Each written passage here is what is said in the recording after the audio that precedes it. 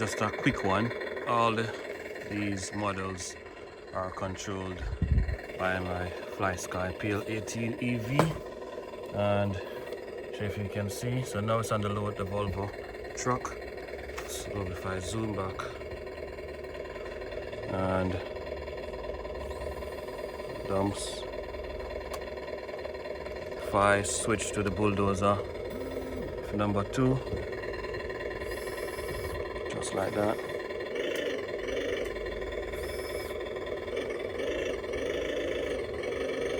and then the L350 is at number 11, so I need to scroll all the way to number 11, 350H, that's it, CL350.